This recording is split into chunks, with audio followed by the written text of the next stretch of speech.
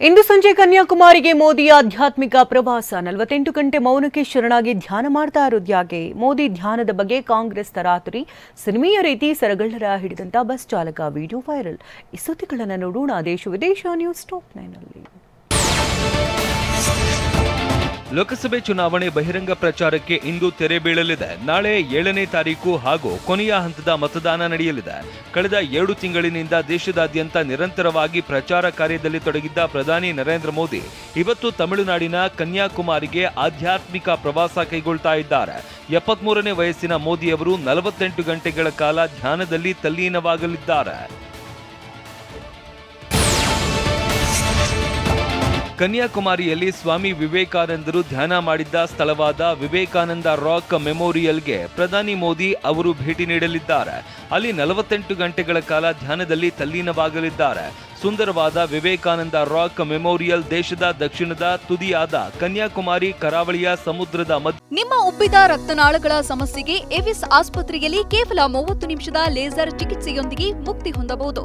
ಹೆಚ್ಚಿನ ವಿವರಗಳಿಗಾಗಿ ಸಂಪರ್ಕಿಸಿ 8088837300. ಭಾಗದಲ್ಲಿದೆ. ಇಲ್ಲಿನೇ ಸಮೀಪದಲ್ಲಿ ತಮಿಳು ಸಂತ ತಿರುವಳ್ಳುವರ್ ಅವರ ಏಕಶಿಲೆಯ ಪ್ರತಿಮೆ ಕೂಡ ಇದೆ. ಇವತ್ತು ಸಂಜೆಯಿಂದ ಶನಿವಾರ ಸಂಜೆವರೆಗೆ ಪ್ರಧಾನಿ ಮೋದಿ ಅವರು ವಿವೇಕಾನಂದರ ಧ್ಯಾನ ಮಂಟಪದಲ್ಲಿ ಧ್ಯಾನವನ್ನ ಮಾಡಲಿದ್ದಾರೆ. ಪ್ರಧಾನಿ ಮೋದಿ ಅವರ ಭದ್ರತೆಗಾಗಿ ಸರಿಸುಮಾರು 2,000 ಪೊಲೀಸರನ್ನ ನಿಯೋಜಿಸಲಾಗಿದೆ. ಕರಾವಳಿ ಭದ್ರತಾ ಪಡೆ, ಭಾರತೀಯ ತಟರಕ್ಷಣಾ ಪಡೆ ಮತ್ತು ಭಾರತೀಯ ನೌಕಾಪಡೆ ಸಮುದ್ರ ಗಡಿಯಲ್ಲಿ ಕಟ್ಟೆಚ್ಚರವನ್ನ ವಹಿಸಿವೆ. 2019ರಲ್ಲೂ ಕೂಡ ಲೋಕಸಭಾ ಚುನಾವಣೆ ಪ್ರಚಾರಕ್ಕೆ ತೆರೆ ಬಿದ್ದ ಬಳಿಕ ಫಲಿತಾಂಶಕ್ಕೂ ಮುನ್ನ ಪ್ರಧಾನಿ ನರೇಂದ್ರ ಮೋದಿ ಅವರು ಕೇಸರಿ ಬಟ್ಟೆ ಧರಿಸಿ ಕೇದಾರನಾಥ ಬಳಿಯ ಗುಹೆಯಲ್ಲಿ ಧ್ಯಾನ ಮಾಡಿದ್ರು. ಇದೀಗ ವಿವೇಕಾನಂದ ಶಿಲಾ ಸ್ಮಾರಕದಲ್ಲಿ ಧ್ಯಾನ ಮಾಡೋದಕ್ಕೆ ಮುಂದಾಗಿದ್ದಾರೆ. ಸ್ವಾಮಿ ವಿವೇಕಾನಂದ ಅವರು ದೇಶದಾದ್ಯಂತ ತಿರುಗಾಟದ ಬಳಿಕ ಇಲ್ಲಿಗೆ ಆಗಮಿಸಿದ್ದು 3 ದಿನಗಳ ಕಾಲ ಧ್ಯಾನವನ್ನ ಮಾಡಿದ್ರು. ಅವತ್ತಿನಿಂದ ಈ ತಾಣವು ವಿವೇಕಾನಂದ ಶಿಲಾ ಸ್ಮಾರಕ ಅಂತ ಹೆಸರಿನಿಂದ ಪ್ರಸಿದ್ಧವಾಗಿದೆ. ಕನ್ಯಾಕುಮಾರಿಯ ವಿವೇಕಾನಂದ ಸ್ಮಾರಕದಲ್ಲಿ ಧ್ಯಾನ ಮಾಡೋದಕ್ಕೆ ಮುಂದಾಗಿರುವ ಪ್ರಧಾನಿ ಮೋದಿ ಅವರ ವಿರುದ್ಧ ಕಾಂಗ್ರೆಸ್ ಚುನಾವಣಾ ಆಯೋಗದ ಮೆಟ್ಟಿಲೇರಿದೆ. ಪ್ರಧಾನಿಯವರ ಈ ಕಾರ್ಯಕ್ರಮವು ಮಾದರಿ ನೀತಿ ಸಂಹಿತೆ ಉಲ್ಲಂಘನೆಯಾಗಿದೆ ಅಂತ ಚುನಾವಣಾ ಆಯೋಗಕ್ಕೆ ತಿಳಿಸಿದೆ. 48 ಗಂಟೆಗಳ ಕಾಲ ಮೌನಾಚರಣೆ ಅವಧಿಯಲ್ಲಿ ಯಾರಿಗೂ ನೇರವಾಗಿ ಅಥವಾ ಪರೋಕ್ಷವಾಗಿ ಪ್ರಚಾರ ಮಾಡೋದಕ್ಕೆ ಅವಕಾಶ ನೀಡಬಾರದು ಅಂತ ಚುನಾವಣಾ ಆಯೋಗಕ್ಕೆ ಕೋರಿದ್ದಾಗಿ ಕಾಂಗ್ರೆಸ್ ನಾಯಕ ಅಭಿಷೇಕ್ ಮನು ಸಿಂಘ್ವಿ ತಿಳಿಸಿದ್ದಾರೆ. ಪ್ರಧಾನಿ ಮೋದಿಗೆ ನನ್ನ ಆರೋಗ್ಯದ ಬಗ್ಗೆ ಕಾಳಜಿ ಇದ್ದರೆ ದೂರವಾಣಿ ಕರೆ ಮಾಡಿ ವಿಚಾರಿಸಬಹುದಾಗಿತ್ತು ಅಂತ ಒಡಿಶಾ ಮುಖ್ಯಮಂತ್ರಿ ನವೀನ್ ಪಟ್ನಾಯಕ್ ಕಿಡಿಕಾರಿದ್ದಾರೆ.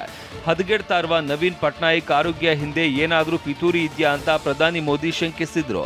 ಹೀಗಾಗಿ ಇದಕ್ಕೆ ತಿರುಗೇಟು ನೀಡಿರುವ ನವೀನ್ ಪಟ್ನಾಯಕ್ ಕಳೆದ 10 ವರ್ಷಗಳಿಂದ ನನ್ನ ಆರೋಗ್ಯದ ಬಗ್ಗೆ ಬಿಜೆಪಿ ವದಂತಿಗಳನ್ನ ಹಬ್ಬಿಸ್ತಾ ಇದೆ ಎಂದಿದ್ದಾರೆ.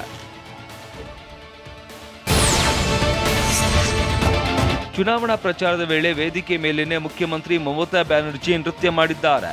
ಮಹಿಳೆಯರೊಂದಿಗೆ ಹಾಡಿಗೆ ಮಮತಾ ಬ್ಯಾನರ್ಜಿ ಅವರು ಡ್ಯಾನ್ಸ್ ಮಾಡುವ ವಿಡಿಯೋ ಸಾಮಾಜಿಕ ಜಾಲತಾಣದಲ್ಲಿ ವೈರಲ್ ಆಗಿದೆ. ಕೊನೆ ಹಂತದ ಚುನಾವಣಾ ಪ್ರಚಾರಾರ್ಥವಾಗಿ ನಿನ್ನೆ ಪಶ್ಚಿಮ ಬಂಗಾಳದ 24 ಪರಗಣದಲ್ಲಿ ನಡೆದ ಸಾರ್ವಜನಿಕ ಸಮಾವೇಶದಲ್ಲಿ ಮಮತಾ ಅವರು ಹಾಡಿಗೆ ವೇದಿಕೆ ಮೇಲೇನೆ ಹೆಜ್ಜೆ ಹಾಕಿದ್ರು.